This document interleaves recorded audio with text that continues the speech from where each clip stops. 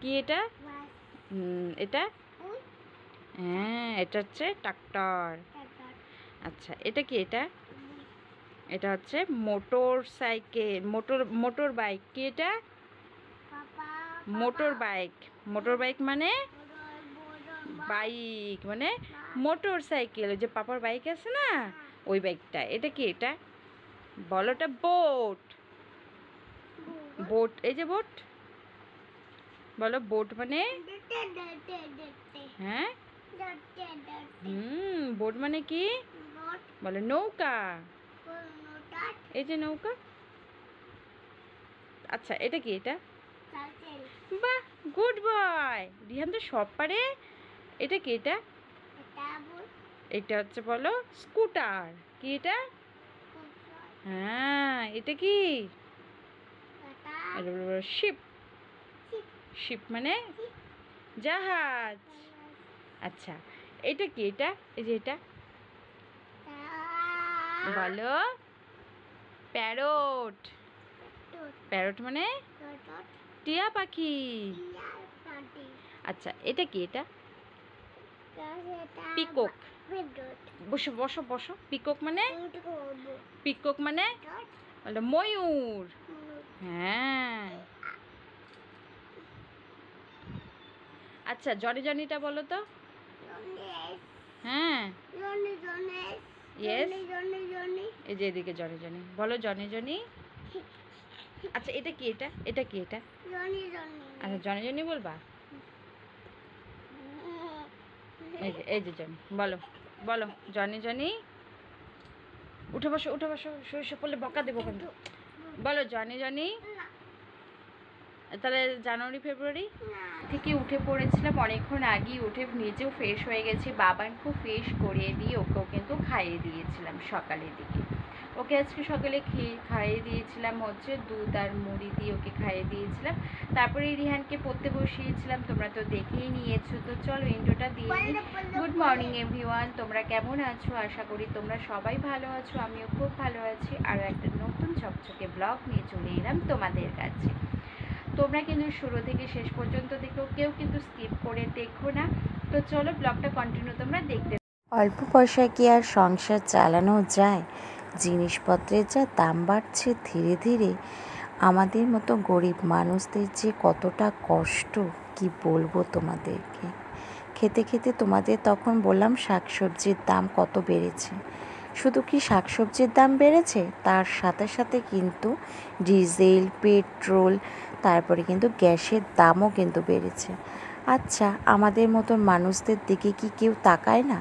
দেখে না যে গরিব মানুষেরা কিভাবে খেয়ে দিয়ে বাঁচবে? এরপর থেকে তো গরিব মানুষেরা তো না খেয়ে বেঁচে থাকতে হবে।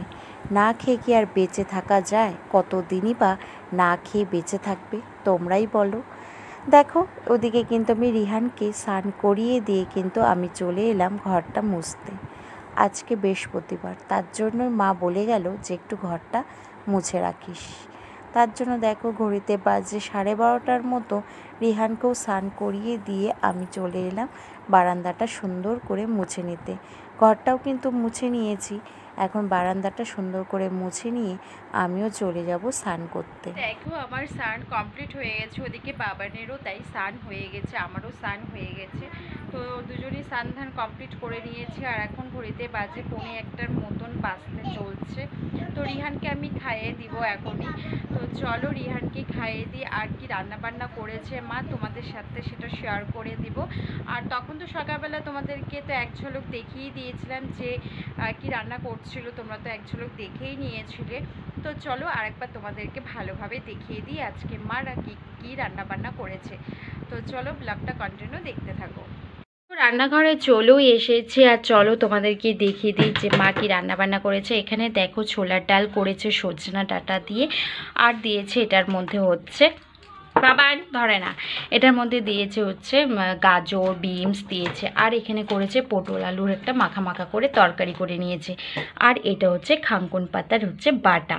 কারা কারা খেয়েছো সেটা অবশ্যই আমাকে জানিও। আর এদিকে দেখো বাবানের জন্য কিন্তু আমি ভাতটাও কিন্তু বেড়ে নিয়েছি। আর এই দেখো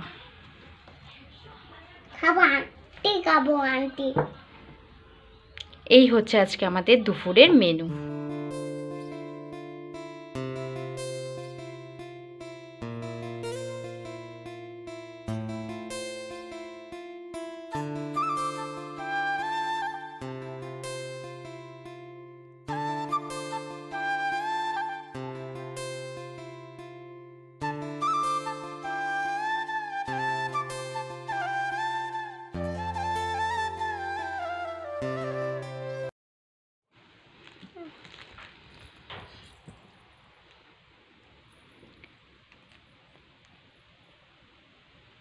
কে খাবে? কত নেয় পেয়ারা মাখা এখন? 10 টাকা দিন। 10 টাকা অনেকগুলো দিচ্ছে। বসে পড়লাম দেখো আটাটা মাখতে। এবার মাখতে মাখতে ফট করে মনে পড়লো যে ক্যামেরাটাই অন করিনি। তো দেখো এখন ক্যামেরাটা অন করে নিলাম। আর দেখো সন্ধ্যার টিফিন হচ্ছে আজকে রুটি হবে, রুটি দিয়ে আম দিয়ে রিহানকে আজকে খাওয়াবো। তার জন্যই দেখো আটাটা মেখে নিচ্ছি। তো চলো মেখে নিই, আর সন্ধ্যাবেলা আজকে রিহানকে খাওয়াবো হচ্ছে আম দিয়ে রুটি। তো তার জন্যই কিন্তু মাখছি, আর ও খাবে আমরাও খাবো। রিহান বললো যে আজকে রুটি দিয়ে আম দিয়ে খাবে, তার জন্য দেখো মাখছি। আর আমার সাথে সাথে দেখো রিহানও মাখছে। চলো এবার ফটাফট সুন্দর করে আটাটা মেখে নিই।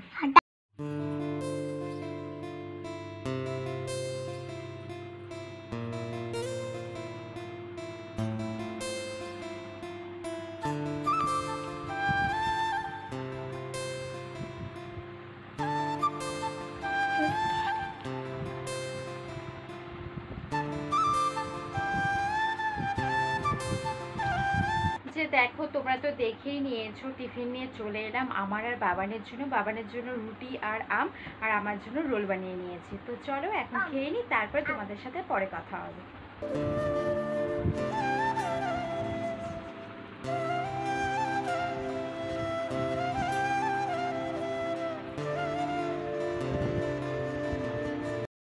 বসে পড়েছি খেতে, আর তোমরা তো তখন দেখেই নিলে যে দুপুরবেলা কেমন ঝড় বৃষ্টি উঠেছিল।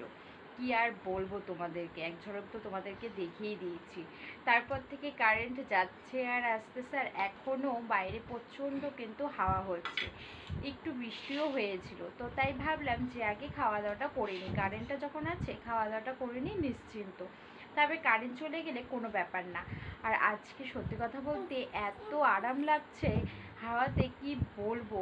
এই 3-4 দিন ধরে যা গরম পড়েছিল একদমই থাকা যাচ্ছিল না, কিন্তু আজকে সত্যি খুব আরাম লাগছে।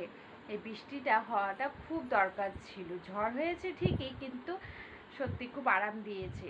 রিহানের খাওয়া হয়ে গেছে, এখন আমি আর মা বসে পড়েছি খেতে। তোমরা তো দুপুরে দেখিয়ে নিয়েছিলে যে কী কী দিয়ে আমি খেয়েছি। আর আজ মানে শুধু রাত্রেবেলা এখন শুধু অ্যাড হয়েছে হচ্ছে কাঁকরোল ভাজা, তাও একবার দেখে নাও।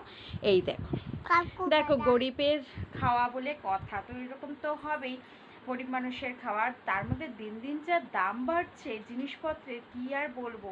আগে ছিল 10 টাকা কেজি আলু, আর এখন হয়ে গেছে 40 টাকা কেজি, 35 টাকা কেজি। পেঁয়াজও তাই, লঙ্কাও তো, সব কিছুর দাম কিন্তু ধীরে ধীরে করে কিন্তু বাড়ছে ধীরে ধীরে। তার জন্য কিন্তু আমাদের মতো মানুষদের কিন্তু মানে গরিব মানুষদের যে কতটা কষ্ট খাওয়া দাওয়া, তোমাদের যে আর কি বলবো, যারা আমাদের মতন মানুষ আছে তারাই একমাত্র জানবে যে কতটা কষ্ট হয়। সরকার যে কিভাবে ধীরে ধীরে এই জিনিসপত্রের দাম বাড়ছে, সরকার তো এদিকে তাকায় একদমই দেখছে না। আর আমাদের মতন গরিব মানুষরা তো না খেয়ে এবার মরবে। চলো খেয়ে নিই, তারপর তোমাদের সাথে পরে দেখা হবে।